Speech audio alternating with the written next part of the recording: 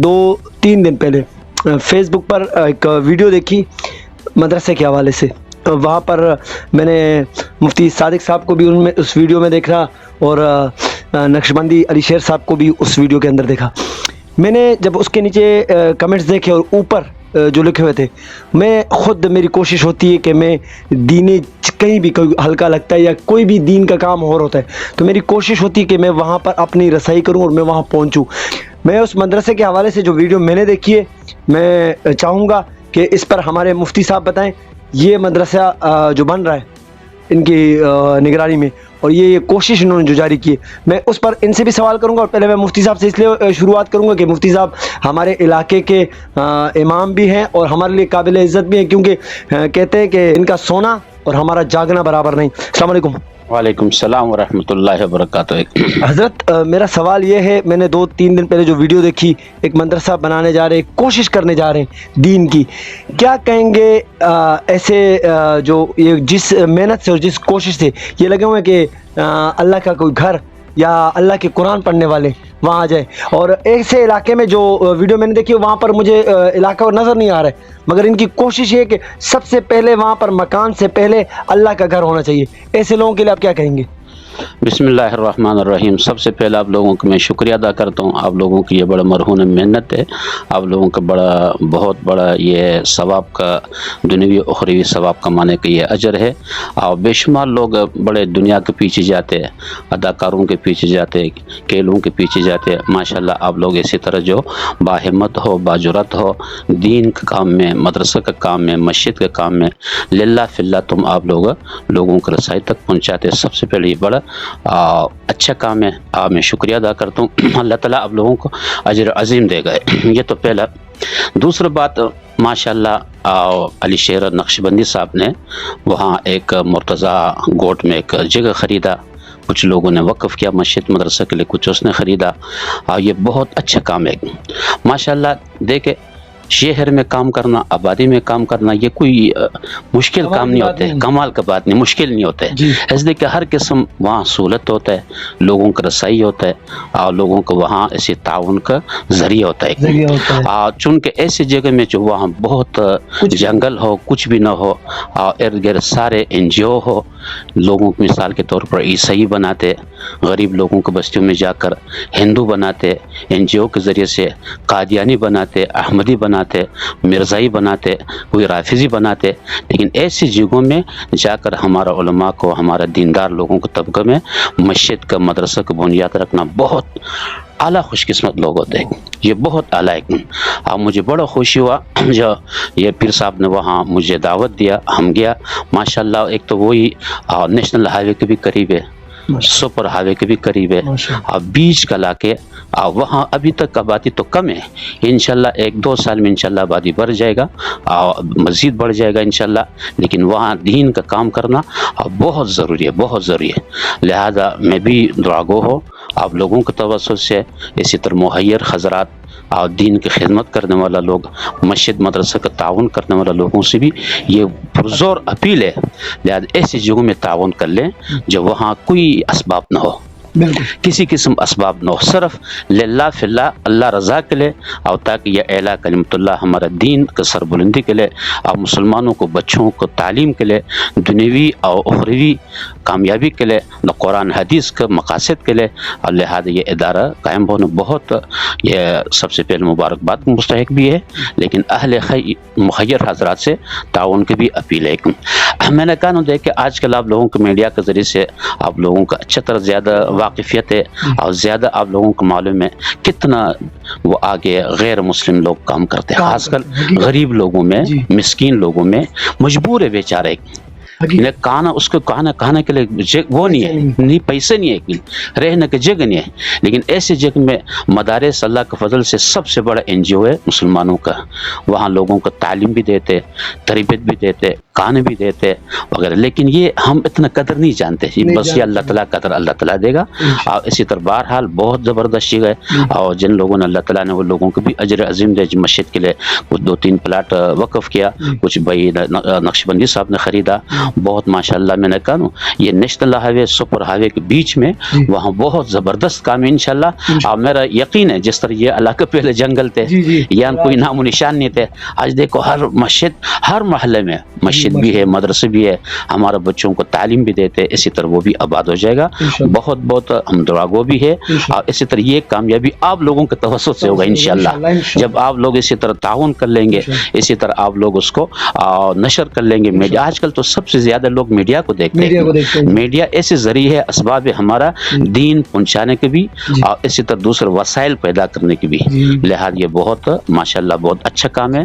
ہم نے خود وزٹ کیا، ہم نے خود دیکھا، اسی طرح ہم نے دوسرے پلاٹنگ بھی کیا، دروا بھی کیا. اور باقی یہ اتمام انشاءاللہ اللہ کا کام ہے، لیکن محنت وہ ان لوگوں کا، آپ لوگوں کا کام ہے. لہٰذا انشاءاللہ رمضان کے بعد اس نے بھی بتایا تو کام جاری ہوگا انشاءاللہ. چلیں مفتی صاحب شکریہ وقت دینے کے لیے. مفتی صاحب نے بڑی اچھی اور بڑی کام کی باتیں بتائی. حقیقت ہے میں پچھلے دنوں میرا بیٹا بیمار ہوا اور میں ایک ہاسپٹل لے کے گیا. وہاں پر میں نے پہلے فیس جمع کرائی. فیس جمع کرانے کے بعد میرے پیچھے بچہ بھیجا گیا وارڈ کے اندر اور کہا گیا کہ باقی پیسے جمع کرائیں. تو مجھے تھوڑا سا غصہ بھی آیا. میں نے کہا میں کہیں بھاگا جا رہا ہوں. میں نے کہا اپنے اسٹاف کو بلاؤ، اپنے اونر کو بلاؤ، میں ان سے بات کروں. اسی طرح کا ایک معاملہ اور تھا. یہ میں نے آپ کو اسپتال کا واقعہ بتایا.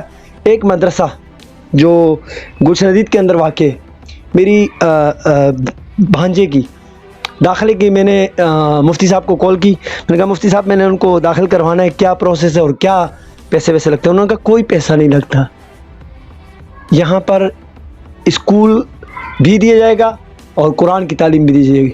آپ مجھے پاکستان کے اندر کسی بھی جا کے دکھا دے، کسی بھی کالج، یونیورسٹی، اسکول میں کسی بچے کو فری تعلیم دے گا میں. پھر آپ لوگ الزام لگاتے ہو مدرسوں میں کیا ہوتا ہے. آؤ میں تمہیں دکھاؤں مدرسوں میں. مجھے ایک بھی مدرسے کا بچہ دکھا دو اس نے آج تک احتجاج کیا ہو. مجھے ایک بھی مسجد امام دکھا دو کہ اس نے اپنے تنخواہ کے لیے احتجاج کیا ہو. مجھے ایک مؤذن دکھا دیں آپ کسی دھرنے میں گیا ہو کہ میری تنخواہ بڑھا دو. آپ مجھے دکھا دیں ریکارڈ میں. کیونکہ ان کا یقین اللہ پر ہے یہ بالکل. اور لوگ کہتے ہیں یار اگر اللہ پر یقین ہے تو یہ پھر کیوں چندے کے لیے کیوں نہ کہیں. سر آپ کیوں محنت کرتے ہیں؟ آپ کیوں مانگتے ہیں اللہ سے؟ ٹھیک ہے آپ بھی تو مانگتے، پھر آپ بھی نوکری پہ بنا جائے. سر ذریعہ ہوتا ہے. خدا را یہ نہ کہا کریں یہ جو مدرسہ ہے یا یہ جو مسجد ہے یہ آپ کے بچوں کے لیے اور آپ کی آخرت کے لیے. اس کو آپ معمولی نہ سمجھے.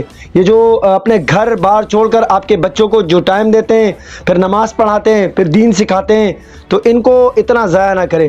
یہ جو آپ چندہ دے رہے ہوتے ہیں نا، یہ آپ اپنے اوپر رحم کر رہے ہوتے ہیں، ان پر کچھ احسان نہیں کر رہے ہوتے.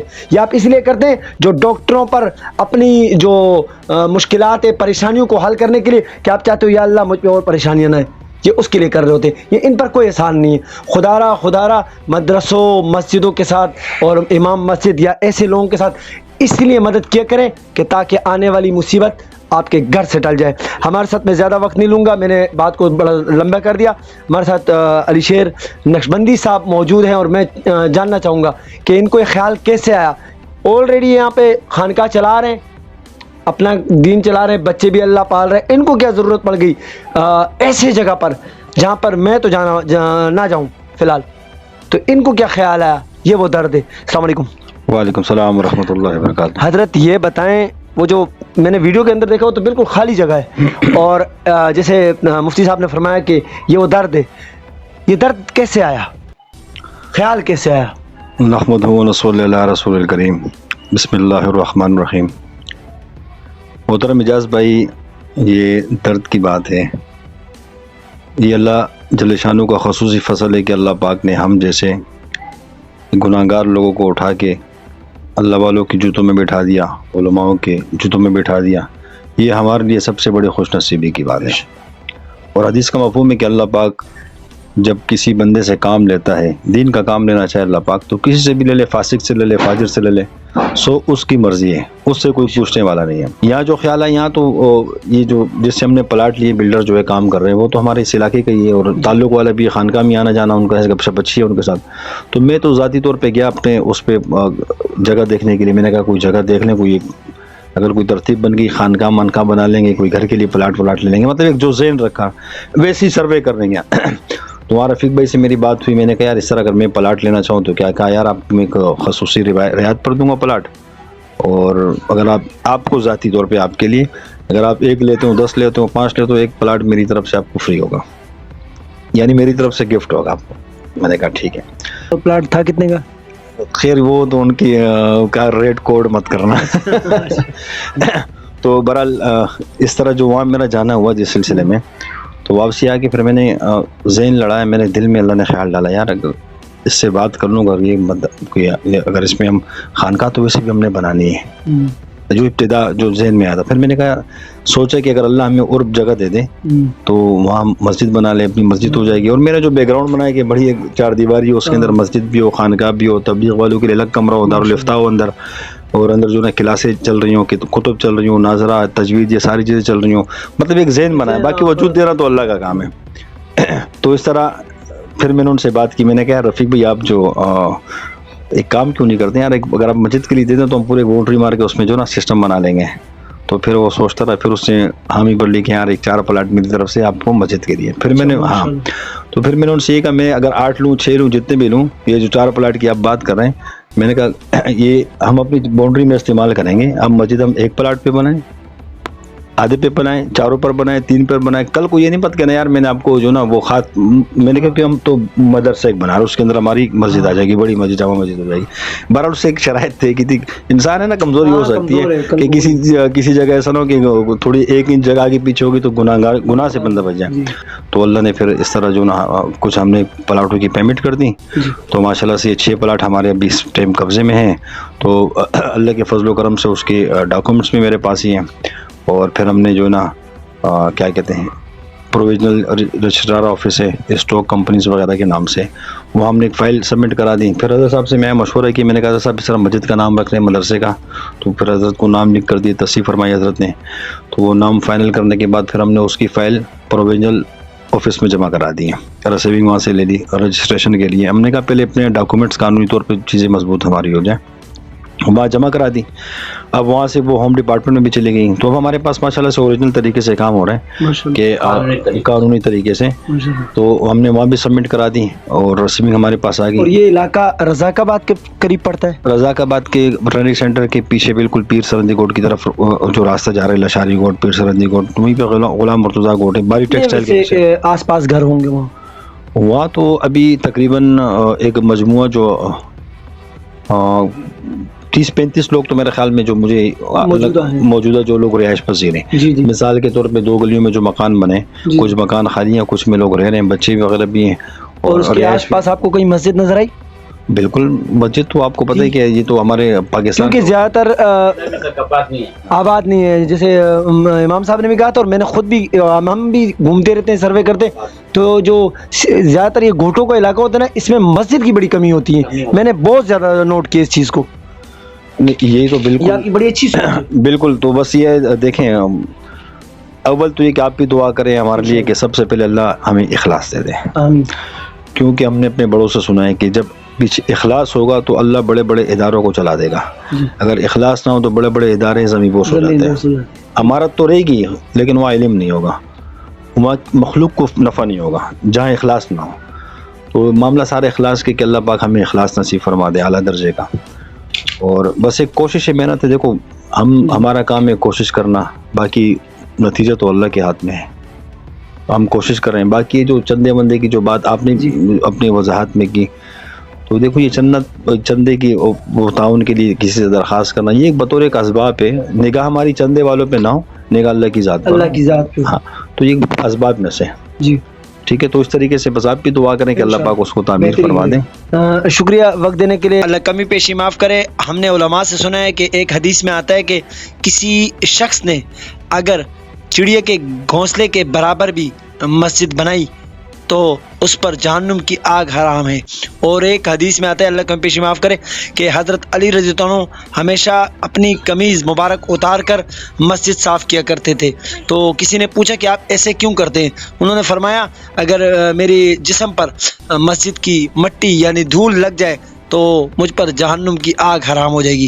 تو مسجد کا کام ہے اس نیت سے کرنا کہ بھائی یہ مسجد کسی کی جاگیر نہیں، یہ اللہ کا گھر ہے، اور اللہ پاک نے مجھے اتنا عطا کیا کہ میں جتنا بھی شکر ادا کروں یا جتنے بھی سجدے ادا کروں کم ہے۔